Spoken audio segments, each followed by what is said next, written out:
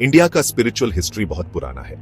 बहुत लोग अपनी जिंदगी एनलाइटनमेंट को ढूंढने में लगा देते हैं। उनमें से है नागा साधु और अघोरी बाबा।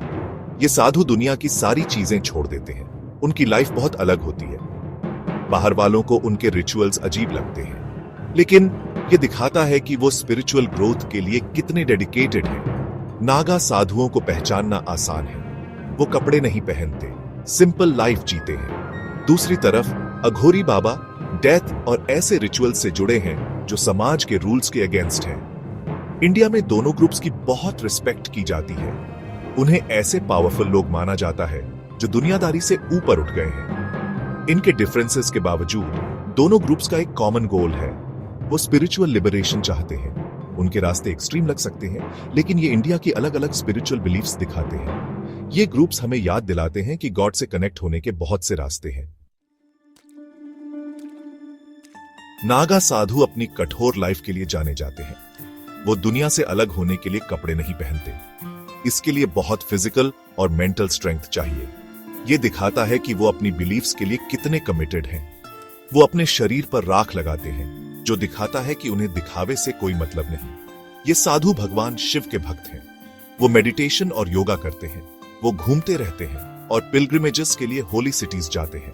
कुंभ मेला, जहां बहुत सारे साधु इकट्ठा होते हैं, उनकी डिवोशन दिखाता है। उनका मानना है कि दुनिया की डिजायर्स छोड़कर वो स्पिरिचुअल लिबरेशन पा सकते हैं। नागा साधु अक्सर चिलम से marijuana पीते हैं। उनका मानना है कि इससे उन्हें हायर स्टेट ऑफ कॉन्शियसनेस मिलता है। हालांकि ये प्रैक्टिस कंट्रोवर्शियल लग सकती है, लेकिन ये उनके स्पिरिचुअल जर्नी का एक इंपॉर्टेंट पार्ट है। वो स्ट्रिक्ट रूल्स और रिचुअल्स फॉलो करते हैं जो पीढ़ियों से चले आ रहे हैं। नागा साधुओं से अलग अघोरी बाबा वो चीजें अपनाते हैं जिन्हें लोग अजीब मानते हैं। वो अक्सर क्रिमेशन ग्राउंड्स में लाइफ और डेथ के बारे में मेडिटेट करते हुए मिलते हैं। वो उन चीजों का सामना करना चाहते हैं जिन्हें समाज गंदा मानता है। वो रिचुअलिस्टिक कैनिबलिज्म करते हैं और ह्यूमन रिमेन्स को अपने रिचुअल्स में यूज करते हैं। अघोरियों का मानना है कि सब कुछ गॉड का ही रूप है। वो प्यूरिटी और इम्प्यूरिटी के ट्रेडिशनल आइडियाज को चैलेंज करते हैं। वो लाइफ के हर पहलू में, डेथ और डिके में भी ब्यूटी और डिविनिटी देखते हैं। उनके रिचुअल्स, हालांकि बहुतों को शॉकिंग लगते हैं, उनकी इस बिलीफ पर बेस्ड है कि सब कुछ एक है। अघोरी अपने इंटेंस रिचुअल्स के लिए जाने जाते हैं। वो अक्सर अल्कोहल और marijuana जैसी चीजें यूज करते हैं अपनी कॉन्शियसनेस चेंज करने के लिए। उनका मानना है कि एग्जिस्टेंस के डार्केस्ट एस्पेक्ट्स का सामना करके वो बर्थ और डेथ के साइकिल से मुक्त हो सकते हैं। वो हर चीज में, अनएक्सपेक्टेड जगहों पर भी गॉड को देखने की कोशिश करते हैं। सेक्शन 4, दो रास्ते, एक मंजिल, एक तुलना। नागा साधु और अघोरी बाबा अपने अलग अलग तरीकों के बावजूद स्पिरिचुअल एनलाइटनमेंट चाहते हैं। वो एक ही सिक्के के दो पहलू हैं जो इंडिया में अलग अलग स्पिरिचुअल पैथ्स दिखाते हैं। जहां नागा साधु त्याग और डिटैचमेंट पर जोर देते हैं, वहीं अघोरी एग्जिस्टेंस के हर पहलू को अपनाते हैं। नागा साधु स्ट्रिक्ट डिसिप्लिन और मेडिटेशन से शुद्धिकरण में बिलीव करते हैं।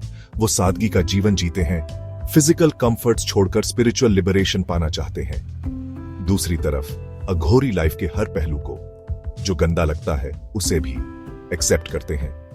अपने डिफरेंसेस के बावजूद दोनों ग्रुप्स को इंडियन सोसाइटी में रिस्पेक्ट मिलती है। वो हमें याद दिलाते हैं कि एनलाइटनमेंट का एक ही रास्ता नहीं होता। उनके अलग अलग प्रैक्टिसेस ह्यूमन स्पिरिचुअल एक्सपीरियंस की वास्टनेस और कॉम्प्लेक्सिटी दिखाते हैं।